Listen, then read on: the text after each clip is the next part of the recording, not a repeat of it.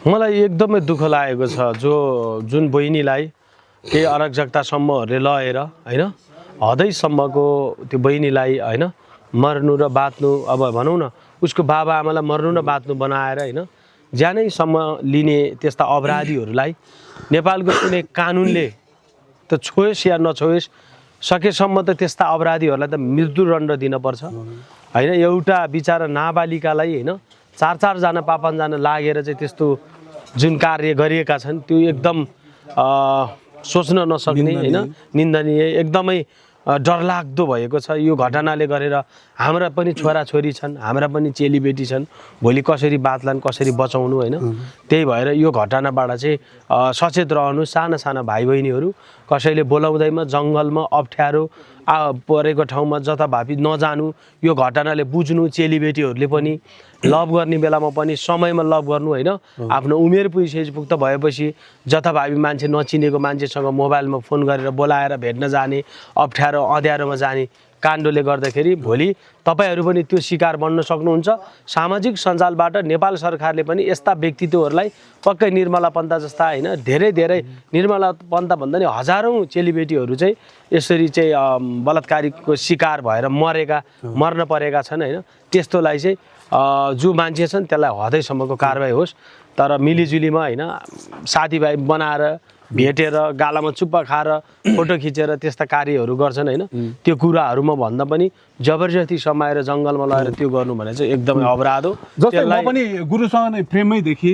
जस्तै गुरु यो घटना भने मेरै क्षेत्रमा गुरुबाकोट नगरपालिका सुर्खेतमा घटेको घटना हो यो गुरु हैन।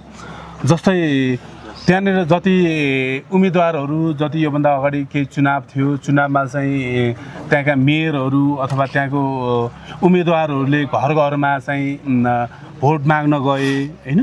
तर अहिले यो जुन चेलीको जुन दर्दनाक जुन घटना हामीले देख्यौँ, तर त्यहाँका मेयरहरू अथवा त्यहाँका सांसदहरूले उनीप्रतिको त्यो दुःख व्यक्त गरेको हामीले देखेनौँ गुरु। यस्तो छ अब सांसद भनौँ या मेयर भनौँ, मन्त्री भनौँ, गृहमन्त्री भनौँ, प्रधानमन्त्री भनौँ, उनीहरूलाई यस्तो कसको छोरा मर्यो कसको छोरी मर्यो त्यसमा चासो छैन नि। कति मरेका छन्, कति दिनमा 4 जना 5 जना, दिनमा चाहिँ हजारौं कतिजना मरेका छन् नि। तर मिडियामा आएका कुराहरूलाई चाहिँ उनीहरूले ढाकछोप हुन्छ कि यसो ताउलोमा जाउलो गराइदिएर यसो सान्त्वना दिनको लागि चाहिँ उनीहरूले गएर मिडियामा बोली टोपाल्छन्, आफन्तसँग भेटी टोपाल्छन्। तर निया चाहिँ पाएको हुन्नन्। जहाँसम्म लाग्छ मलाई त्यो नाटकीय र नौटङ्की गर्ने नेताहरू गएर अपराधीलाई समातिदिन्छ र यत्रो समात्नु अपराधी कहाँ पुगिसकेको हुन्छ हैन। उनीहरूले त बजाइदिने हो नि साइरन हैन, देशभरि साइरन बजाइदिने हो नि त बजाउन सक्नेले हैन। नेपाल प्रहरीलाई भन्ने कि सशस्त्रलाई भन्ने कि एफएफलाई भन्ने कि आर्मीलाई भन्ने कि साइरन बजाइदिएपछि त भेटिहाल्थ्यो नि अपराधीहरू। बजाइदिँदैन। मैले भनिदिएको छु यसो त्यहाँ अझ एसपी साहबलाई पनि फोन गरी टोपाल्छन् त्यहाँ इन्चार्जलाई, ए फलाना सर फलानाको केस के हुँदैछ अरे क्या, पुलिस चाहिँ के भाडामा किनेर राखेको टट्टु जस्तो भाडामा चाहिँ राखेको चाहिँ त्यो के भन्छ उसको घरमा राखेर नोकर जसरी, ए एसपी साहब, ए आई साहब, ए डिए साहब के भइरहेछ त्यो केस। पुलिसलाई त तनाव छ त। जहाँ घटना घट्यो पुलिसलाई त बिचारा कसरी चाहिँ समस्याको समाधान गर्नु, कसरी अपराधी पक्रिनु, कसरी चाहिँ हैन त्यो अपराधीलाई कठघरामा ल्याउनु, कसरी चाहिँ त्यो अपराधीहरूलाई चाहिँ कुन तरिकाले भेट्नु भन्ने उनीहरूको प्रक्रिया त चलिरहेको हुन्छ नि। पुलिस कहाँ निधाएर बसेछ नेपालको पुलिस। नेपालको पुलिसले चाह्यो भने यस्ता अपराधीहरूलाई 20 मिनटमा समात्न सक्छ, 1 दिनमा समात्न सक्छ। 24 घण्टा नबित्दै यिनीहरू देश बाहिर गएन भने च्यापी जहाँबाट पनि समाउन सक्छ। यिनीहरूको पावर लाग्छ क्या। अब त्यही नेताको मान्छेहरू पर्न सक्छ, त्यही मन्त्रीको मान्छेहरू पर्न सक्छ, त्यसपछि केसै गायब गराइदिन सक्छ। त्यसैले यस्ता अपराधीहरूलाई जबसम्म साउदीको जस्तो हैन झुन्डाउने क्या, जबसम्म फाँसीको सजाय आउँदैन तबसम्म यस्तो कार्यहरू चाहिँ रोकिँदैन जस्तो मलाई लाग्छ। जस्तै गुरु पहिला चाहिँ हामीले नेताहरूले अथवा यो दलहरूले गठबन्धन गरेको देख्थ्यौँ। अहिले जनताहरूले गठबन्धन गरेर राष्ट्रपाललाई चाहिँ एकदम अग्रस्थानमा अथवा 2/3 बहुमत दिलाएको अवस्था छ हैन। अब यो दलले चाहिँ अब अथवा न्याय दिलाउने के देख्नुहुन्छ अथवा न्याय परिवर्तन गर्ने के देख्नुहुन्छ? म चाहिँ यहाँ सुन्नुहोस्, यत्रो मिडियाको अगाडि हो म चाहिँ के भन्न चाहन्छु भने म चाहिँ राजाको मान्छे हो हैन। म कुनै दलले व्यवस्थानले कसैले यहाँनिर के प्रधानमन्त्री जित्ला राष्ट्रपति जित्ला त्यो मलाई चासो भएको कुरा होइन। म राजाको मान्छे हो। यो देशमा जबसम्म राजतन्त्र र राजाको शासन र राजाले जबसम्म यो देश हातमा पार्दैनन् तबसम्म राजाले यहाँका चाहिँ शासन व्यवस्थापनहरू सबै चिजहरूको जिम्मेवारी जब राजाले आज आर्मी बचाउन राजा चाहियो, पुलिस बचाउन राजा चाहियो, सर्वोच्च अदालत ढलेको सर्वोच्च अदालत, अड्डा अदालत यी सबैलाई बचाउनको लागि, आर्मी बचाउनको लागि, जनता बाँच्नको लागि, यो देश बाँच्नको लागि राज संस्था चाहिन्छ। यो दलले व्यवस्थापनमा आज हो पपुलर भएर रवि लामिछानेज्यूहरू आउनु भएको छ, बालेन शाहज्यूहरू आउनु भएको छ होइन, हर्क साम्पाङज्यूहरू आउनु भएको छ, ज्ञानेन्द्र शाहीजी खुनबाट हरेक मान्छेहरू आउनु भएको छ, खुसी लाग्छ। तर उहाँहरूले आफ्नो धर्म र रीतिरिवाजलाई वैदिक सनातन धर्मलाई चाहिँ उहाँहरूले प्राथमिकता गर्नुहुन्छ कि हुन्न त्यो हेर्न बाँकी छ। यहाँ त कोही सभासदहरू गाई काटेर खानुपर्छ। अझ मैले त के पनि फेरि के सुन्न आयो भने हिजो सानामा डस्टर हान्ने मास्टरलाई अब के ठाडो पारेर लाठीले हान्नुपर्छ। यस्ता अभिव्यक्ति दिने सांसदहरूलाई चाहिँ म के भन्न चाहन्छु भने पढाइ शिक्षा पढाउनको लागि र यस्ता मान्छेहरूलाई लगेर राँचीमा भराना गरेर औषधि खुवाउनको लागि पनि म अनुरोध गर्छु। नचाहिँदो अभिव्यक्ति सरकारमा भएका मान्छेले पद धारण गरेका मान्छेहरूले यस्ता अभिव्यक्ति दिनाले गर्दा हाम्रो समाज बिग्रिँदै जान सक्छ। खबरदार, होसियार, कुनै प्रधानमन्त्री, राष्ट्रपति, गृहमन्त्री कुनै मान्छेले पनि यस्ता अभिव्यक्ति दिएर जनतालाई भ्रमित बनाएर जनतालाई पहिलाको जस्तै हावाबाट चाहिँ बिजुली निकाल्छु, सुरुङ मार्ग खोलिदिन्छु, ढुङ्गा ल्याइदिन्छु, घर घरमा ग्यास ल्याइदिन्छु भन्ने यस्ता कुरा गर्दै बगनफुसे कुरा गर्दै तिमीहरू मन्त्री कोही हिँड्छौ भने तिमीहरूको पनि भोलि दिन आज तिमीहरूले हेलिकप्टर चढ्ने बनायो, तिमीहरूलाई रकेट चढ्ने दिन जनताले बनाइदिन्छ भाइ। यो कुरा पनि याद गरिराख्नु। अब जस्तै गुरु अघि पनि मैले भनिहालेँ, जनताले चाहिँ एउटा गठबन्धन गरे, अहिले रासपालाई गरे, बहुमतको सरकार दिलाए। अब जस्तै गुरु एकपक्षीय जनता, हजुरले भने जस्तै जनता एकपक्षीय जनता सडकमै छ क्या गुरु। एकपक्षीय जनताले के भनिरहेको छ भने राजा आऊ भनिरहेको छ होइन। अब यसलाई समेटेर यो अहिलेको राजसभा अगाडि बढ्ला कि नबढ्ला, राष्ट्रपतिको ठाउँमा राजा चाहेका छन्। हे हेलो, तपाईँ मात्र करार बस्ने भयो क्यामेरामा, तपाईँ एक्लै बोलेर बस्नुहोस्। यहाँ सुन्नुहोस्, यो धर्मनिरपेक्षता भनेको जबसम्म हामीले वैदिक सनातन धर्म हिन्दू धर्मलाई, आफ्नो प्राकृतिक धर्म बौद्ध धर्मलाई सबैलाई समेट्ने, यहाँ क्रिस्चियन, इसाई, मुस्लिम सबैलाई समेट्न पर्यो। हामी एउटालाई मात्र समेट भन्दैनौँ। अनि त्यसको मालिक को हुन् त? यो पृथ्वीको यो मानव कि यो नेपालको मालिक कुन हुन् त? बाउ कुन हुन्? पृथ्वीनारायण शाह हुन् नि होइन, महेन्द्र राजा हुन् नि होइन, जङ्गबहादुर हुन् हिजोका दिनका होइन, वीरेन्द्र राजा हुन् नि, साक्षी भगवान्। ती भगवान्लाई बिर्सिएर हुन्छन्? त्यही भगवान्को फोटोमा लात हान्छन्, थुक्छन् नि। यिनीहरूको खुट्टामा त हेरिराखौँ, हामी मर्दैनौँ, यिनीहरूको खुट्टामा त कोर आउँछ। यिनीहरू मर्ने बेलामा यिनीहरूको मरण गति यिनीहरूको यस्तो छ कि यिनीहरूलाई हिँड्दा माथिबाट बजेर चट्याङ आएर टाउकोमा ढ्याङ्ग लाग्ने, बम पड्किया जसरी यिनीहरूलाई त बजेर लाएर मर्ने छन्। यिनीहरू त अपराधी हुन्, देशलाई भर्खाल ठाउँमा हाल्ने। अहिले यहाँ चाह्यो भने नेताले नागमणी भेटायो भने अमेरिका पुर्याइदिन्छ, राजाले नागमणी भेट्यो भने के गर्छ थाहा छ?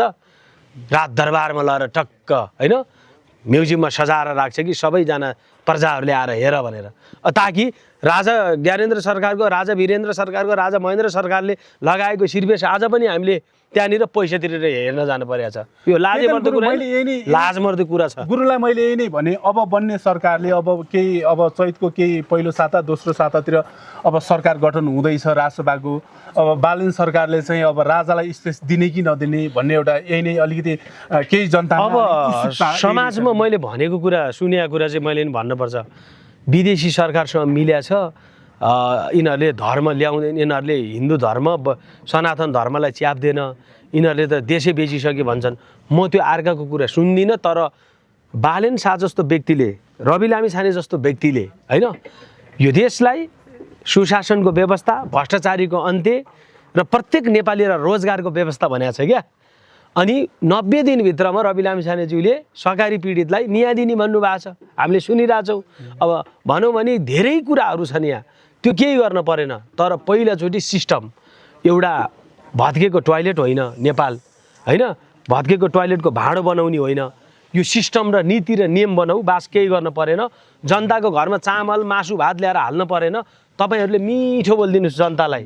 अर्कोचोटि तपाईँहरूले धुलो बढाएर जसरी यदि बढार्न चाहनुहुन्छ भने जनताको हरेक दुःख सुखमा तपाईँहरू साथ दिनुहोस्। प्रकाश भुजेल पनि तपाईँलाई आएको तरबार विदेशीले हानेको मिसालमा म पनि मर्न चाहन्छु क्या। रवि लामिछानेज्यू, हर्क साम्पाङज्यू, ज्ञानेन्द्र शाहीज्यू, उहाँहरू जस्तो मान्छे मलाई एकदम दुःख लाग्यो आज यत्रो क्यामेराको अगाडि पनि।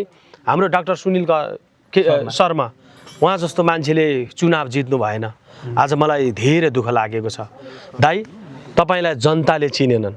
म आज यत्रो मिडियाको अगाडि भन्छु, तपाईँलाई जनताले चिनेनन्। व्यक्तिलाई हरायो कि पार्टीलाई हरायो गुरु? यो मलाई जहाँसम्म लाग्छ पार्टीलाई हराउनको लागि यतिसम्म भए, तर सुनिल शर्मा जस्तो दाइलाई चाहिँ स्वतन्त्रमै त्यहाँबाट उठिदिनु भएको भए उहाँले स्वतः जित्नु भएको थियो। आज चाहिँ के छ भने एउटा अभियानै के छ भने एमाले र माओवादीलाई चाहिँ देशैबाट चाहिँ नकाट्ने, नाम निशानै मेटाउने भन्ने एउटा ट्रेन्ड चलेको छ। इआई पनि hack, Facebook hack, YouTube hack, समाचारहरूको पढ्ने जति सबै ह्याक गरिदिएर अहिले सब नेताहरूलाई चाहिँ फटा बनाएर आफू मात्र राम्रो बनिरहेछन्। उहाँहरूलाई जितको अग्रिम शुभकामना छ। म पनि उहाँहरूको साथमै छु हैन। निरन्तर दिन दुखीको लागि नेपाल तान्त्रिक झाँक्री सङ्घ भनेको अब जति कुरा गरे पनि राजनीतिको उस्तै हो। हेटौँडाको 11 नम्बर, म चाहिँ उपमहानगरपालिका 11 नम्बरमा पनि हाम्रो मनारा खोलाको छेउछेउ हैन, ठ्याक्क हेटौँडा बजारबाट अलिकति एउटा स्मारिका होटल शहीद पार्क जाने बाटोमा पनि नेपाल तान्त्रिक झाँक्री सङ्घ अर्को ब्रान्च त्यहाँ पनि भइसकेको जानकारी। अब जस्तै गुरुले एउटा भविष्यवाणी गर्नुभएको थियो, झापा 5बाट केपी शर्मा ओलीले जित्यो भने चाहिँ म यो झाँक्री काम नै छोडिदिन्छु भनेर एउटा भविष्यवाणी ठोक्कर गर्नुभएको थियो भने अर्को के अरे गगन थापाले पनि जित्न अलिकति उनलाई पनि हम्मे नै छ। उनकै पार्टीबाट तिनलाई चलखेल भएर चाहिँ हार्न सक्छन् भनेर भन्नुभएको थियो। त्यो भविष्यवाणी चाहिँ मिल्यो र केही माता झाँक्रीहरूले चाहिँ अथवा चुनावै हुँदैन अथवा यो फलानु व्यक्तिले जित्यो भने चाहिँ म फलानु दिन्छु अथवा घाँटी नै रेट्छु भन्ने व्यक्तिहरू पनि हामीले भेट्यौँ। यसलाई चाहिँ कसरी खण्डन गर्नुहुन्छ? अब मैले साँच्चीकै चुनावको विषयमा मैले 3-4वटा कुरा बोलेको, जे बोलेको त्यो सत्यतामा परिणत भयो। अझै मैले धेरै बोल्ने थिएँ, मलाई पार्टीको दबाब आएको भएर मैले अझ नबोलेको, अझ मैले सबै कुरा देखिसकेका थिएँ। उहाँहरूलाई देशैव्यापीबाट चाहिँ यसरी लहाड्दैछन्, गाह्रो छ भनेर म त्यो पनि भनिदिइसक्थेँ। मैले केही माता झाँक्रीहरूले चाहिँ अब के मुते खाइदिन्छु रे, घाँटी काटिदिन्छु रे, यस्ता अभिव्यक्ति दिनाले गरेर हामी अलि लाजे मर्द भएका छौँ झाँक्री हौँ भन्नलाई पनि। अब नेपालका शासन सत्ताले अहिले आएका सरकारले हामीलाई केही जिम्मेवारी, माता झाँक्रीको जिम्मेवारी दिनुहुन्छ भने म आफै पनि साइलेन्ट बसेर, म आफै पनि संविधानको धाराभित्र रहेर राम्रो काम गरेर माता झाँक्रीलाई पनि एउटा छुट्टै कोटा छुटाउनुहोस्। हामीले मन्त्रालय छुटाउनु भनेको होइन, तपाईँहरूको क्याबिनेटबाट पास गर्नुहोस्, हामीले बोल्न पाउने अधिकार हामीलाई दिनुहोस्, गर्न पाउने अधिकार दिनुहोस्। माता झाँक्रीलाई कसरी ठिक पार्नुपर्छ मै हुँ भन्ने संस्थालाई पनि हामीसँग साँचो चाबी हाम्रो हातमा परेपछि सरकारले हामीलाई खटाउनुहोस्, हामी तिनीहरूलाई खटाएर कसरी सिस्टमेटिक ढङ्गले चलाउने। यसरी माता झाँक्रीले जे पनि बोल्न थालेपछि त माता र झाँक्री भनेको एउटा भगवानको चाहिँ भक्त भन्छन्। अहिले त यहाँ ढुङ्गिरे, अहिले त यहाँ के ढुङ्गिरे, अनि त्यसपछि त पैसा लुटेर खाने यस्ता अभिव्यक्तिहरू दिन थाल्छन् होइन। माता र झाँक्री वास्तविकमा राम्रो हो भने उनीहरूले सत्य भविष्यवाणी गर्न सक्छ। तान्त्रिक साधनाबाट हजारौँ वर्ष लाखौँ वर्षबाट हिजो गर्दै आएको कुरा हुन्। अझै पनि आमा बुवाहरू कोही बिरामी छन् भने पहिला डक्टरबाट भन्दा पनि झाँक्रीबाट जान्छन् गाउँतिर भने म चाहिँ पहिला डाक्टरबाट जानुहोस् अनि झाँक्रीबाट आउनुहोस्। तान्त्रिक साधनाबाट गरेको कुराहरू सत्यता हुन्छ। यदि कसैले ठोक्का साथ बाजी ठोकेर कसैले कागज गरेर गर्न चाहन्छ भने लाउ मैले कसको भविष्यवाणी गर्नु पर्यो म गरौँला, कसको रोग निका पार्न पराउँला म पारौँला, कसको बुढी पहिला गयो त्यसलाई म ल्याइदिउँला, कसको बुढा भाग्यो म ल्याइदिउँला, कसको चाहिँ दिन दशा बिग्रियो म गरौँला। यो ग्यारेन्टी दिएर गर्छु कि होइन। यदि कुनै कानुनले, यदि कुनैले पनि होइन ठोक्का दावा साथ मलाई कसैले ल त प्रकाश भुजेलले यो काम गर्नै पर्छ भनेर कसैले ठोक्का साथ गर्छ भने प्रकाश भुजेलले यदि चाह्यो भने नहुने कामलाई सम्भव बनाउन सक्छ। ल यो कुराले हेरेर राख्नुहोस्, गराएको छु। हिजो 20औँ वर्ष 30औँ वर्षदेखिबाट थलिएर बसेका ढलेर बसेका ती भाइ बहिनी आमा बुबाहरूको नभएको काम पनि सम्भव भएर आज देश विदेशबाट हामीलाई वाह वाह भनिरहेछन्। प्रकाश भुजेल, अरू झाँक्री आउँछन् भागिहाल्छन् कता हराउँछन्, तर प्रकाश भुजेल 7 वर्षदेखिबाट निरन्तर दिनदुखीलाई सेवा दिँदै आएको छु। अरूले जे सुगे भन्नुहोस्। ल अब गुरु जस्तै गुरुको एउटा मैले भिडियो पनि अलिक ट्रोल बनेको देखेको थिएँ। जस्तै कुलमान घिसिङ जनताले चाहेका व्यक्ति हुन् तर उनकै जातित्वको कारणले चाहिँ कुलमान घिसिङले हार्नु परेको भनेर एउटा मैले भिडियो देखिरहेको थिएँ। गुरु के हो गुरु यो? तपाईँ मान्छे अपराधी रहेछ, ट्रोल बनेको होइन, मैले सत्य कुरा बोलेको। त्यो कुरा कुलमान घिसिङलाई सकाउने को हो भन्दाखेरि यहाँ कुरा सुन्नुहोस्। कुलमान घिसिङलाई सकाउनको लागि कुलमान घिसिङ काठमाडौँ कति नम्बर क्षेत्रबाट उठ्या भने जनतालाई त्यति त थाहा पनि रहन्छ कतिलाई त। अनि त्यहाँनिर के रहेछ भन्दाखेरि कुलमान घिसिङले गरेको राम्रो काम गर्ने देख्ने मान्छे एउटै रहन्छ, आँखामा पट्टी बाँधेको होइन, नहालेको होइन नि। 13-14 हजार भोट त आएको हो बुढाको होइन, नहालेको होइन, छैन भन्नुहुन्न, 12-13 हजार भोट आएकै हो, हामीले देखेकै हौँ। तर कुलमान घिसिङज्यू कहाँबाट उठ्यो भने मलाई त थाहा थिएन, मै कति छकित परेँ। काठमाडौँ 2 नम्बर र 3 नम्बर भनेको छ, 1 नम्बर भनेको छ, कता 1 नम्बर कता 2 नम्बर, झाँक्रीलाई 2 नम्बर 3 नम्बर थाहा छैन। यदि कुलमान घिसिङ त्यही ठाउँबाट उठेको भए मेरा पनि थिए नि त मान्छे, म पनि बोलिदिन्थेँ। मैले जसलाई सपोर्ट गरेँ त्यो मान्छेले जिते, हाम्रो जिल्लातिर जिते। तपाईँको भविष्य उजाड छ, राम्रो छ, ल भयो भनिदिएको टक्रकै जिते भने त्यो पछि म भनौँला, पछि मिडियामै भनौँला, मैले भविष्यवाणी गरिदिएको एकजना नेताको तपाईँको चिज सुरक्षित छ, तपाईँ ढुक्क हुनुहोस् भनेदै थिएँ। अनि बालेन शाहलाई पनि यहाँबाट भन्न चाहन्छु, बालेन शाहको बुवा मरेको केही दिन पछाडि म घरमा गएको थिएँ, जनताले चाँडै प्रधानमन्त्री बनाउँछ भनेको 6 महिना बित्न पाएन, प्रधानमन्त्री भयो। अब कसको के लाग्छ र? मैले यो बोलेको वचन यदि मैले गल्ती बोलेर चाहिँ नि बालेन शाहज्यूलाई गएर घरमा गएर प्रकाश भुजेलले तपाईँलाई केही भनेको थियो आँगनमा बसिया बेला भन्नु त, यदि होइन रहेछ भने म बागमती खोलामा हाम फाल्न तयार छु होइन। मैले बोलेको कुरा सत्यता भएको छ र हुन्छ। अब मैले हाम्रो उसलाई पनि लगाइदिएको थिएँ माला, चाहिँ के भन्छ गगन थापाज्यूलाई माला लगाइदिएको थिएँ। माला लाउने बेला अलिकति टाउको घोप्टो परेदेखि मैले गडबड देखिहालेँ, केही असत्य छ कि यहाँनिर अलिकति गडबड छ भन्ने मैले विचार गरिहालेँ। सत्यता हुन्छ, राम्रो हुन्छ, विश्वास गर्नुहोस्, बास त्यति हो। अब गुरु अन्तिममा जाँदा जाँदै अब बन्ने सरकार बालेन शाह र रवि लामिछानेको सरकार कस्तो बन्ला र बालेन शाह र रवि लामिछानेलाई गुरुले आफ्नो पर्सनल क्या गुरु तपाईँले चिन्दाखेरि कसरी चिन्नुहुन्छ? कसलाई? रवि लामिछानेलाई? रवि र बालेन यो देशलाई चाहिने युवाहरू हुन्, यो देशको ढुकढुकी हुन्, सबैको लोकप्रिय। अनि मेरो चाहिँ अहिले राम्रो होइन भने मेरो त यहाँ त आगो बाल्न थालिहाल्छ नि, यहाँ जनता धेरै छन् होइन। अब हुन त प्रकाश भुजेल र अब बालेन शाहज्यू चुनाव गराएको भए त मलाई पनि 50,000 भोटले हराइदिनु रहेछन् बुढाले। जनता उसको पछि छ अहिले होइन, बालेन शाहको पछि, किनकि भिजन भएको मान्छे हुन्। तर त्यत्रो चुनावभरि 1 घन्टा कति 20 मिनट कि 30 मिनट बोले अरे। अनि बोल्ने मान्छे धेरै चिप्लिन्छ। रविजी चिप्ले गर्नुहुन्छ, बालेन शाहज्यू टिकेर बस्नको लागि 5 वर्षसँग कार्यकाल चलाउनलाई चाहिँ अलिकति अवरोधै छ, आफ्नै साथीहरूबाट हुनसक्छ। गुरुको भविष्यवाणी, मेरो भविष्यवाणीले भोलि त्यहाँनिर गुटबन्दी मिल्दैन, भोलि त्यहाँ यो पार्टी नै फेरि कता कता पुग्न सक्छ। मैले जहाँसम्म लाग्छ कि राजसभा र बालेन शाहज्यूको सरकारै भिन्दै हुनसक्छ क्या। भोलि मनमुटाव भिन्दै हुनसक्छ कि गुरुको टोक्का नहोस्, तर हुन्छ, यो लेखेर हुन्छ, तर नहोस्, मेरो आशीर्वाद लाओस्, बास नहोस्। मेरो मुखबाट बोलेको वचन अलिक बढी बोली कि म बरु गालामा हान्छु फ्ल्याट एकचोटि होइन, नहोस् होइन। उहाँहरूको सरकार नछुट्टियोस्, पार्टीको लागि पदको लागि लडाइँ नपरोस् होइन। तपाईँहरू मिलेर बस्नुहोस्, जनतालाई सुख शान्ति दिनुहोस्, बास। पुर्खौली चुलोमा देख्ने गुरुलाई पुर्खौली चुलो भनेको मतलब एउटा इतिहासमा चाहिँ हाम्रा बुवा आमाले हिजोको दिनमा पुर्खौली चुलो भन्ने साथ चाहिँ हामीलाई के झलक आउँछ भने हामी गाउँमा चुलोमा भात पकाएर खाएको त्यो झल्क आउँछ। र काठमाडौँको विभिन्न ठाउँहरूमा यस्तै ब्रान्च गरेका नाम गरेका कुराहरू धेरै खुलिएका छन्। र अन्तरयामा धेरै फरक चाहिँ के पाएँ भन्दाखेरि आनन्द र सुनसान होइन, कसैपट्टिबाट पनि डिस्टर्ब नहुने होइन, कुनै चिजको आवाजहरू नआउने, जे होस् माइन्ड फ्रेस गर्नको लागि र मिठो खानको लागि आफूले भनेको जस्तै स्वादिष्ट स्टाइलले खानको लागि चाहिँ यो ठाउँमा आउँदाखेरि चाहिँ एकदम तारकेश्वर नगरपालिकामा रहेको वडा नम्बर पुर्खौली वडा नम्बर 3 मा रहेको चाहिँ पुर्खौली चुलोमा आएर कालिज ढेँडो होइन के खानुहुन्छ गाउँले स्टाइलले टेस्ट गर्न पाउनु भयो कि भनेको? अब टेस्ट त पकाउँदैछ, मैले टेस्ट चाहिँ गरेको छैन होइन। पक्कै नै त्यो दाउरामा बालेर मजाले पकाएको देख्दाखेरि चाहिँ बास्ना अनुसार चाहिँ बवाल मिठो छ जस्तो लाग्छ। पुर्खौली भनिसके पछाडि, पुर्खौली चुलो भनिसके पछाडि गुरु हामी पुर्खा सम्झिन्छौँ नि है गुरु? एकदमै यहाँ यस्तो छ, यहाँ अत्यन्त मेरा मित्र कमल बस्नेतज्यूले चाहिँ दुःख गरेर बिचार है यो मेहनत यो ठाउँसम्म आइपुग्नलाई हरेक कुराहरूसँग लड्दै र जुझ्दै साथीभाइलाई रिझाउन सक्ने होइन, साथीभाइहरूसँग भिज्न मिल्न सक्ने ग्राइन्ड डिजाइन भनौँ न, उहाँसँग भएको चाहिँ खोपी कलालाई चाहिँ हामीले मान्नै पर्छ होइन।